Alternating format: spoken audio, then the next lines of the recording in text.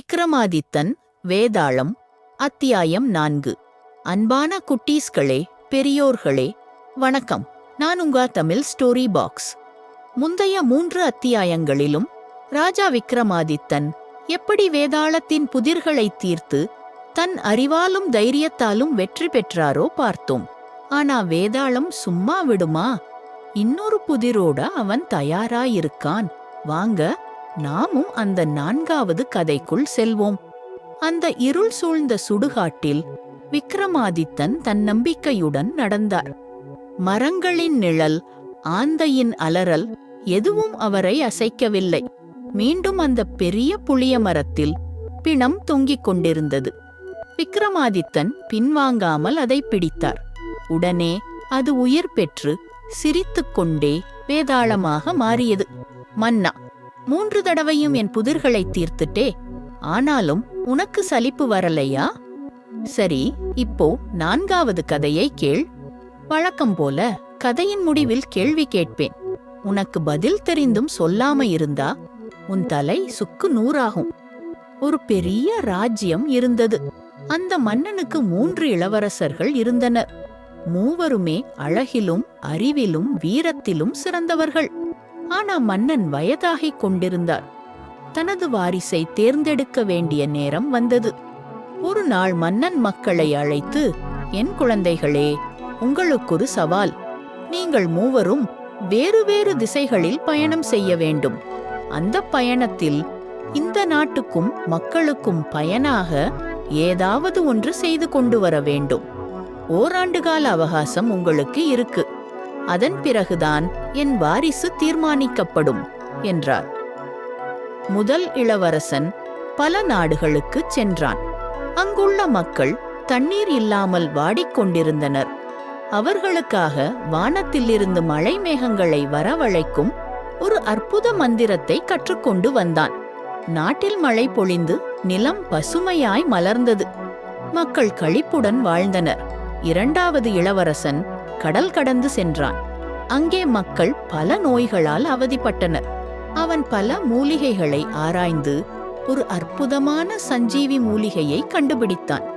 அந்த மூலிகையை கொண்டு வந்து நோயுற்றவர்களுக்கு வைத்தியமாக வழங்கினான். மக்கள் ஆரோக்கியத்துடனும் நீண்ட ஆயுளுடனும் வாழத் தொடங்கினர். 3வது இளவரசன் பல காடுகளையும் மலைகளையும் கடந்தான். அங்கே கல்வி கற்க வழியில்லாமல் மக்கள் அறியாமையில் வாழ்ந்ததை பார்த்தான். அவன் ஒரு பெரிய ஞானியிடம் சென்று அறிவை கற்றுக்கொண்டு தன் நாட்டுக்கு திரும்பி வந்தான். அங்கே ஒரு பெரிய பாடசாலையை தொடங்கி ஏழை எளிய குழந்தைகளுக்கெல்லாம் இலவசமாக கல்வி வழங்கினான். கல்வியால் மக்கள் விவேகமுடன் வாழத் தொடங்கினர். ஓராண்டு கழித்து 3 இளவரசர்களும் தந்தையிடம் திரும்பினார்கள். முதல் இளவரசன் மழை பொழிய வைத்ததைச் சொன்னான். 2வது மூலிகையை பற்றி சொன்னான். 3வது கல்வியை வழங்கியது பற்றி சொன்னான். மன்னன் குழம்பினார். மூவரும் பெரிய காரியங்களை செய்திருந்தனர். ஆனால் யார்தான் உண்மையான வாரிசு, யார்தான் சிறந்தவன், அதை கண்டுபிடிக்க முடியவில்லை. அரசே, இப்போ சொல்லுங்க, இந்த 3 இளவரசர்களில் யார் அந்த ராஜ்யத்தின் உண்மையான வாரிசு? யார் அந்த நாட்டை ஆள சிறந்தவர்? பதில் தெரிந்தும் சொல்லாம இருந்தா உங்க தலை வெடிச்சிடும். வேதாளமே, 3வது இளவரசன்தான் உண்மையான வாரிசு. ஏனெனில் முதல் இளவரசன் மழையை பொழிய வைத்தான். ஆனால் அவன் இல்லாமல் போனால் மழை வராமல் போகலாம். 2வது இளவரசன் நோய்களை குணப்படுத்தினான். ஆனா அவன் இறந்த பிறகு மீண்டும் நோய் வந்தால் என்ன செய்வது? ஆனால் 3வது இளவரசன் கல்வி கொடுத்தான். கல்வி ஒரு முறை கொடுத்தால் அது தலைமுறை தலைமுறையாக மக்களை முன்னேற்றும். அறிவும் விவேகமும் கற்ற மக்கள் தாங்களே மழையை வரவழைக்க வழிகள் கண்டுபிடிப்பார்கள். தாங்களே நோய்களை குணப்படுத்தும் வழிகளையும் உருவாக்குவார்கள். எனவே கல்விதான் நிலையான செல்வம். அதனால்தான் 3வது இளவரசனே மிகச் சிறந்த வாரிசு. விக்ரமாதித்தனின் பதில் கேட்டு வேதாளம் சிரித்தது. மீண்டும் என்னை வென்றுட்டாயே மன்னா, 4வது முறையிலும் நீ வெற்றி பெற்றுட்டே என்று சொல்லி அந்த பெரிய புளிய மரத்துக்கு பறந்து போனது. நண்பர்களே, இதுதான் விக்ரமாதித்தன் வேதாளம் 4ஆம் கதை. இதிலிருந்து நாம் கற்றது மழையும் மருந்தும் தற்காலிகம்.